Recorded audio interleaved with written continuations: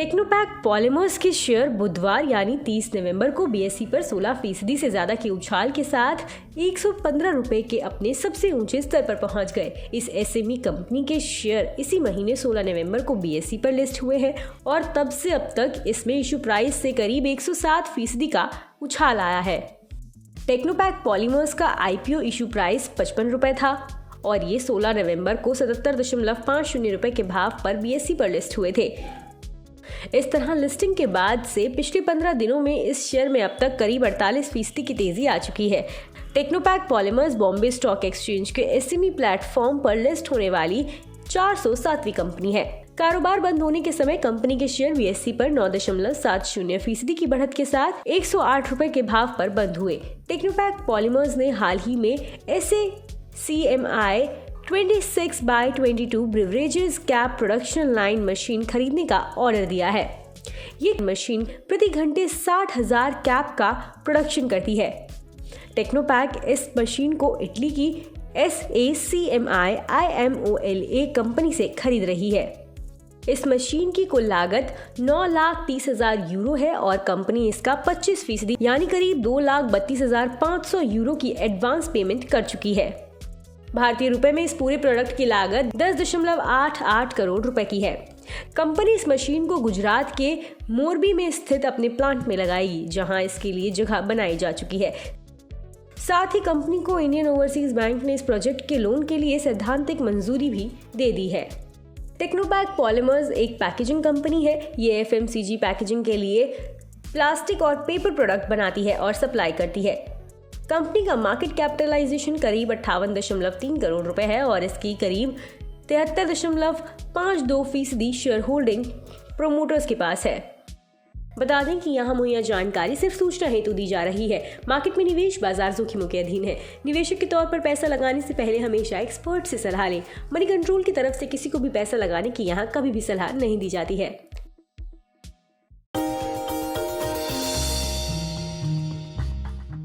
Do you know में आज हम बातचीत करने वाले हैं हर घर का चहेता ब्रिटानिया के बारे में। दरअसल ब्रिटानिया आपको आमतौर पे एक बिस्किट कंपनी लगती होगी, लेकिन ब्रिटानिया एक बिस्किट कंपनी ही नहीं है, बल्कि कन्फेक्शनरी कारोबार में एक काफ़ी बड़ी फूड जायंट के तौर पे आप इस कंपनी को देख सकते हैं। इस कंपनी की शुरुआत 130 साल पहले हुई थी और करीब 295 रुपए में उस समय पर इस कंपनी की शुरुआत की गई थी। सेंट्रल कोलकाता के एक छोटे से घर में इसकी शुरुआत हुई थी और वहाँ से धीरे धीरे एक्सपैंड करते करते आज इतना बड़ा स्केल आप ब्रिटानिया का देख रहे हैं। ब्रिटिश बिजनेसमैन ने एक स्मॉल हाउस में इस कंपनी की शुरुआत की थी, जिसको धीरे से या फिर बाद में विद टाइम एक्वायर किया गया था गुप्ता ब्रदर्स की तरफ से और इस कंपनी का नाम बन गया था VS ब्रदर्स।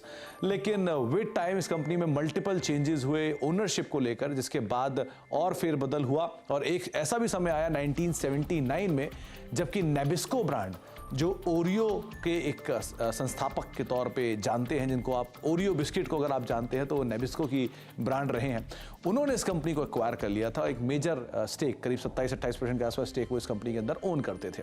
लेकिन जो एग्जिस्टिंग प्रमोटर है वाडिया ग्रुप ने, उन्होंने करीब 1990 में इस कंपनी को एक्वायर किया।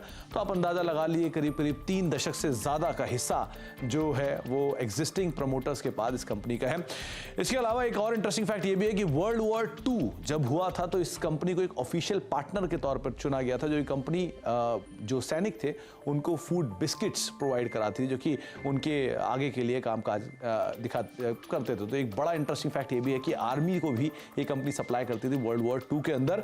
इसके अलावा बॉर्बन बिस्किट अगर आप खाते हैं तो आप उसकी हिस्ट्री में ये भी जान लें करीब 7 दशक पहले यानी 67 ईयर्स पहले ये बॉर्बन बिस्किट की शुरुआत हुई थी और तब से ये हमारी टेबल पर है। और ब्रिटानिया केक जो कि हर घर चहेता है, वो भी करीब 6 दशक पहले यानी कि 60 साल पहले उस ब्रिटानिया केक की शुरुआत हुई थी, जिसको आप और हम आमतौर पे जानते हैं।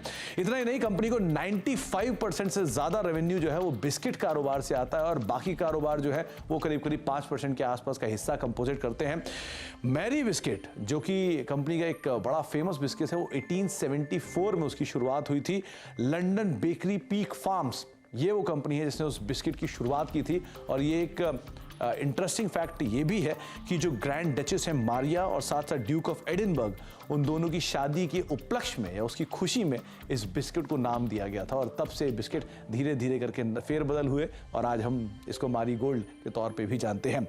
कुछ और इंटरेस्टिंग फैक्ट में 2016 एक ऐसा साल था जबकि ब्रिटानिया गुड डे देश का दूसरा सबसे ज्यादा बिकने वाला बिस्किट बन गया था और उस समय पर करीब करीब 30 करोड़ बिस्किट के packets per month good day के बिकते थे। और एक और इंटरेस्टिंग फैक्ट ये भी है, जिस गुड डे की मैं बात कर रहा हूं वो करीब करीब 36 साल पहले ब्रिटानिया ने उसकी शुरुआत की थी। तो इस तरह के इंटरेस्टिंग फैक्ट देश की one of the largest food company या फिर बिस्किट कंपनी ब्रिटानिया के बारे में आए कुछ और फैक्ट लेकर आते रहेंगे।